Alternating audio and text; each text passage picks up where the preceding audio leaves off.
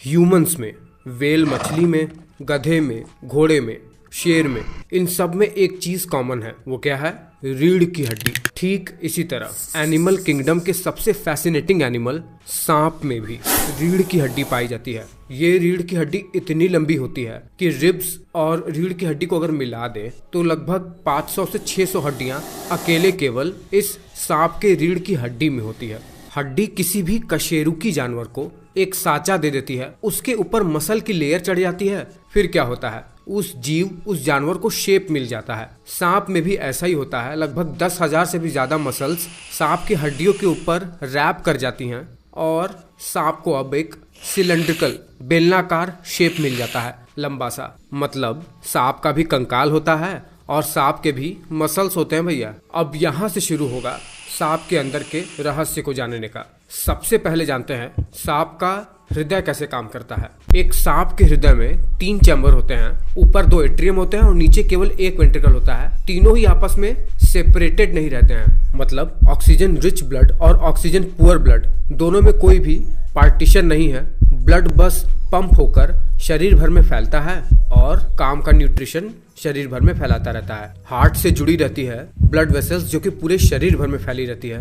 सांप का जो खून है वो ठंडा होता है क्योंकि सांप एक कोल्ड ब्लडेड एनिमल है। सांप खुद से अपने शरीर में एनर्जी नहीं बना पाते हैं, ये अपने आसपास के वातावरण से टेम्परेचर अपने शरीर के अंदर लेते हैं। सांप में भी 2 फेफड़े होते हैं, एक छोटा सा फेफड़ा होता है और एक बड़ा सा फेफड़ा होता है जो बॉडी के लगभग 80% लेंथ को कवर किए रहता है। बल्कि मोस्ट स्नेक्स में केवल एक ही फेफड़ा होता है, राइट लंग। बाई चांस अगर किसी में लेफ्ट लंग होगा भी छोटा सा तो वो अनफंक्शनल होता है, वो काम ही नहीं करता है, वेस्टिजियल होता है वो। सांप का डाइजेस्टिव सिस्टम भी अपने आप में बहुत ही एक कमाल की संरचना है। सांप में भी स्टमक होता है, बिल्कुल लंबा सा होता है। ये स्मॉल इंटेस्टाइन होता है, लार्ज इंटेस्टाइन होता है, लिवर होता है, गॉल ब्लैडर होता है, बट बहुत ही कॉम्पैक्ट सिस्टम में ये बिल्कुल पैक्ड रहते हैं। बट यहाँ एक कैच है, सांप के पूंछ के पास बिल्कुल एंड में सांप के यहाँ पर एक छेद होता है जिसे क्लोआका कहते हैं। यहीं से सांप अपना मल भी त्यागता है, यूरिन भी करता है और अंडे भी देता है यहीं से। बिल्कुल ह्यूमंस की तरह ही सांप के अंदर भी वो सारे ऑर्गन्स हैं,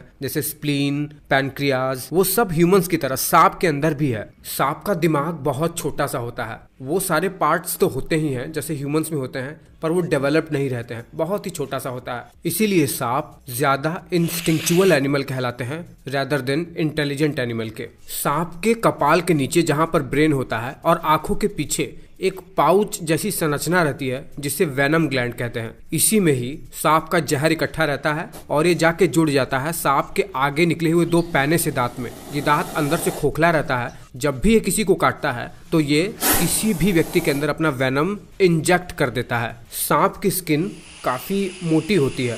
सांप की स्किन में भी एपिडर्मिस, डर्मिस और सबक्यूटिस की लेयर पाई जाती है, बट सांप की जो ऊपरी वाली लेयर होती है वो समय के साथ अपने आप को डिवाइड करके एक नई लेयर बना लेती है और सांप कुछ समय के बाद इस लेयर को छोड़कर नई लेयर के साथ आगे बढ़ जाता है। सांप की आंख अपने आप में बड़ा ही यूनिक है। कुछ सांप के अंदर केवल रॉड्स होते हैं तो कुछ सांप के अंदर केवल कोन सेल्स पाए जाते हैं। पर सांप के चेहरे पर एक हल्का सा गड्ढा पाया जाता है नाक और आंख के बीच में, जिसे पिट ऑर्गन कहते हैं, जहां से वो किसी भी जीव का इंफ्रारेड रेडिएशन डिटेक्ट कर पाता है। उसमें कितनी गर्मी है, कहाँ पे वो ठंडा है। सांप अपने जीभ से चीजों को सूंघता है और उसी के आधार पर अपने डायरेक्शन को चूज करता है कि उसे कहाँ जाना है। और सांप कभी भी सुनता नहीं है, बल्कि वो अपने आसपास के वाइब्रेशन को डिटेक्ट करता है। उसके जॉ बोन में इनर ईयर के वो सारे पीसेस होते हैं जिसके थ्रू वो वाइब्रेशन को डिटेक्ट करता है।